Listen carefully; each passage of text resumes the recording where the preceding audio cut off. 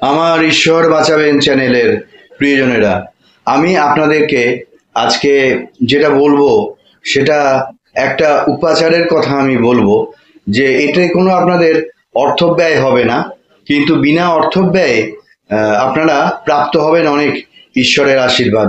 যেটা হচ্ছে, দেখুন, আপনারা দিন সাতেক আটেক ধরে এই স্প্যানের মধ্যে আপনারা তিনটে মন্দির থেকে মন্দিরের মাটি নিয়ে আসুন। যেখানে ভক্তের আগমন হয়, ভক্তের পায়ের ধুলো পড়ে, এমন যে স্থানটা মন্দিরের একটুখানি মাটি যৎসামান্য হলেও হবে। এরকম রাধাকৃষ্ণের মন্দির, গোপালের মন্দির, শিবের মন্দির, মা কালীর মন্দির, হনুমানজির মন্দির, মনসা বা শীতলার মন্দির, এই রকম নিয়ে আসুন। তিনটে মন্দির থেকে একটু একটু করে একটা পরিষ্কার নতুন ছোট কন্টেনারের মধ্যে যতটুকু মাটি এনেছেন, তিনটে মাটি কন্টেনারের মধ্যে রাখুন। এবারে একটা টবকে প্রস্তুত করুন, যে টবটা একদম পরিষ্কার, নতুন না হলেও এর আগে ওটায় গাছ পোতা হয়নি, রয়ে গেছে, এরকম না হলে একটা নতুন নিতে হবে ছোট। ওর মধ্যে অর্ধেক মতো মাটি থাকবে, আর সেই মাটির সঙ্গে মন্দির থেকে আনা মাটি ওটা মিশিয়ে দিতে হবে। এরপর কি করতে হবে, অপরাজিতা, পঞ্চমুখী নীল অপরাজিতা ফুটেছে এমন একটা চারা গাছ যদি লাগাতে পারেন, পুঁতে গাছটা যাতে বাঁচে এবং ফুল দেয় সেই যত্নটা করতে হবে। এটা আপনার বাড়ির ছাদে বা বারান্দায়, বা যদি কোনো বক্স জানলা থাকে সেইখানে কোথায় রাখতে হবে, উত্তর এবং পূর্ব কোণটা যেখানটায় পাচ্ছেন, অর্থাৎ ঈশান কোণে রাখতে হবে। এই হলো। এইবারে যেমন দু ধরনের কথা বলবো আমি। এই ফুল গাছটাকে ঈশ্বর জ্ঞানে পুজো করবেন। বৃহস্পতিবার যারা করবেন তারা ধরেই নেবেন মা লক্ষ্মী, কারণ আমাদের ঘরে যখন মা লক্ষ্মীর কৃপা কম পড়ে তখন অনেক অর্থ উপার্জন করার পরেও আমাদের কিন্তু অর্থের সংকুলান হয় না, আমরা পেরে উঠি না। এইটাই একটা আমরা বলি যে কিছুতেই আর যেন কুলিয়ে উঠছে না, একটা অভাব বোধ বা একটা অভাব কিন্তু লেগে থাকে যতই আপনি উপার্জন করুন না কেন। তারপরে দেখা যাচ্ছে যে আয় করছি কষ্ট করে, কিছুতেই দাঁড়াচ্ছে না, সব ব্যয় হয়ে যাচ্ছে। এক এক মাসে এমন এমন ব্যয় হয়ে যাচ্ছে যেগুলো দ্বারা ঘাটতি পড়ে যাচ্ছে। এগুলো কেন হয়?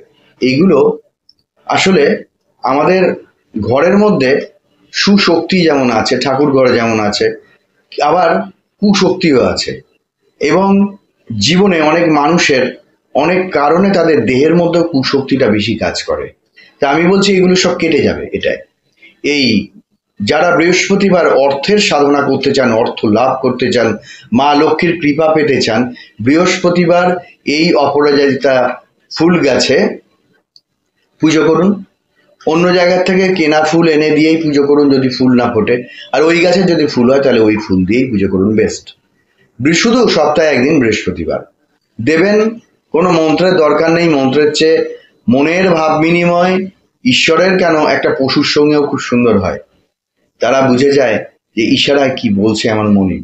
সেই জন্যে ঈশ্বর তো আরো বোঝেন, আমরা তো তার সন্তান, শিশু সন্তান, আর ঈশ্বর তো বোঝেন ওর কি দরকার আছে।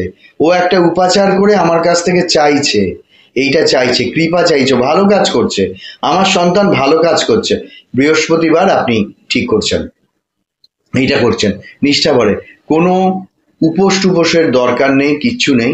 আপনি যখন পুজোটা করবেন সেই দিনটা চেষ্টা করবেন বৃহস্পতিবারটা যদি নিরামিষ একবেলা খাওয়া যায়। সকালবেলা পুজো করলেন, একবেলা খান, বা আপনি হয়তো সন্ধ্যাবেলা পুজো করছেন, রাত্রিবেলা হয় না, সন্ধ্যের মধ্যে করছেন, সকালবেলা বেরিয়ে যাচ্ছেন, তাহলে সকালবেলা আপনি আমিষ খেয়ে যেতে পারেন। যে বেলায় উপাচারটা করবেন সে বেলায় আমিষটা খাবেন না, এই একটা মেনটেন করুন। আর একটা বলছি, যাদের সংসারে কি ধরুন স্ত্রী না হোক কারো স্বামী, সন্তান, এরা বিভিন্ন রোগ ভোগে ভুগছেন, কি যতটা জীবনে এদের কোয়ালিফিকেশন আছে, কোয়ালিটি আছে, ততটা কিন্তু পাচ্ছেন না। এইবারে হচ্ছে কি, তাহলে এটা থেকে তো উতরাতে হবে। সন্তান হচ্ছে না, সন্তানহীনতা, এবং দেখা যাচ্ছে কি যে সন্তান হয়েও অনেক রকমের অসুবিধা, তার শিক্ষা দীক্ষা নিয়ে, তার পড়ায় মন বসা, এরকম অনেক কিছু ব্যাপার আছে যেগুলো ঠিক মতো হচ্ছে না। তো তারা করবেন কি, শনিবার দিন করবেন এই উপাচারটা। শনিবার দিন আপনারা ওই ফুল গাছে, অপরাজিতা ফুল গাছে পুজো করবেন। করে আপনাদের যে যে বিষয়গুলো, লক্ষ্মীর ব্যাপারে, অর্থের ব্যাপারে বলবেন না, কিন্তু ওটা বৃহস্পতিবার বলে, সংসারের যে যে অসুবিধে, কারোর রোগ ব্যাধি সারছে না, সন্তান ঠিক মতো মানুষ হতে পারছে না, বিভিন্ন রকম সন্তানের দিক থেকে পড়ায় মন নেই, দুষ্টুমি বেশি, মনে রাখতে পারে না, ভালো সমস্ত কিছু করেও পরীক্ষায় গিয়ে রেজাল্ট ভালো হয় না, চাকরি পাওয়ার যোগ্যতা আছে অনেক ভালো, তাও সেটা ঠিক মতো হচ্ছে না, ভালো হচ্ছে না, এই বিভিন্ন ধরনের। সেটা আমি সন্তানহীনতার জন্য একটা কথা বলে দিচ্ছি, শেষে বলে দিচ্ছি। তো এর জন্য তারা শনিবার দিন ওই গাছে পুজো করবেন, এবং ধরে নেবেন যে অন্যান্য দেবদেবী বিরাজিত, এবং বড় ঠাকুরকেও ধরে নেবেন। বড় ঠাকুর কিন্তু, আমরা একটা ভীত হয়ে থাকি, বড় ঠাকুরকে যদি ডাকা যায় যে তুমি আমাকে একটা সন্তান দাও, তিনি একটা কিন্তু সুসন্তান দিতে পারেন, আপনি ওখানেই বলতে পারেন ঠাকুর সবই সমান। এখন আমাদের একটা ভীতির কারণ হয়, আমরা একটা ঘটনা ঘটেছি, যার দিকে দৃষ্টি দেন তার ইয়ে হয়ে যায়। তা আমরা তো তার মূর্তির সামনে দাঁড়িয়ে, মন্দিরে দাঁড়িয়ে আমরা পুজো করি বড় ঠাকুরকে। এক্ষেত্রেও ভয় পাওয়ার কিছু নেই, ছাদে থাকুক যেখানে থাকুক, মা কালীকে, হনুমানজিকে, শিবকে, এরকম কালী দুর্গা স্মরণ করে, কৃষ্ণ, রাধাকৃষ্ণ, গোপালকে স্মরণ করে, সমস্ত ঠাকুরকেই স্মরণ করে আপনি বলতে পারেন, আপনার ভালো লাগার একজন ঠাকুরকে স্মরণ করেও বলতে পারেন। এইভাবে শনিবার উপাচারটা করবেন, যারা সন্তানের এবং ঘরের রোগ ব্যাধি দূর করার জন্যে, স্বামী হোক, স্ত্রী হোক, কোনো মানুষের হোক, মায়ের হোক, বাবার হোক। এটা গেল। এবার বলছি সন্তানহীনতার জন্য আমি একটা বলে দিচ্ছি, এটা আপনাদের কাছে নতুন নয় হয়তো, বা হয়তো এটা নতুন শুনবেন আপনারা। যেটা হচ্ছে, একটা সাদা খাতা নেবেন লম্বা, লাল কালির পেন কিনবেন, কয়েকটা কিনে রাখবেন, খাতাও 4-5টা কিনে রাখবেন। রোজ যখন সময় পাবেন শ্রী শ্রী দুর্গা এই মন্ত্রটা লিখবেন। যাদের সন্তান আসে থাকে না, যারা সন্তান লাভ করতে পারছেন না, যারা সন্তান লাভ করার পরেও দেখা যাচ্ছে যে সুস্থ থাকছে না, এরকম বিভিন্ন রকম সন্তানের যদি কোনো প্রবলেম হয়, সন্তানহীনতার থেকে সব কিছুই, শ্রী শ্রী দুর্গা এই মন্ত্রটা লাল কালি দিয়ে সাদা খাতায় লিখবেন। খাতা যদি ভরে যায়, পেন যদি শেষ হয়ে যায়, একটা স্থানে স্ট্যাক করে রাখবেন, পেনগুলো গাড়া দিয়ে রেখে দেবেন, যতগুলো হয় হোক। সারা জীবনে লিখলে সারা জীবনেই উন্নতি আপনার, এবং সফলতা, যা যা সফলতা চাইবেন সব কিছুই হয় এই মন্ত্রটার থেকে। শ্রী শ্রী দুর্গা এটা লিখবেন, এবং রোজ যতবার সম্ভব, যতটুকু সম্ভব, কোনোদিন 3বার, কোনোদিন 2বার, কোনোদিন 1বার, কোনোদিন 101 বার, এটার কোনো ঠিক নেই, গন্ডি নেই। আপনি যখন যাবেন, দিনের মধ্যে 4বার বসেও লিখতে পারেন।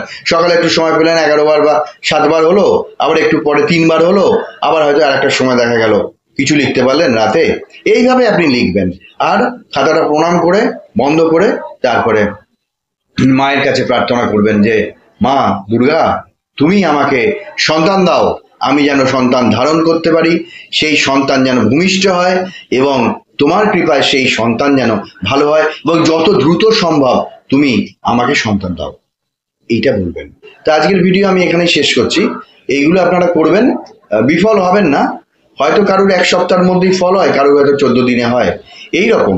তো আপনারা সফল হন, ঈশ্বরের কাছে আমি এই প্রার্থনা করি। ধন্যবাদ, নমস্কার।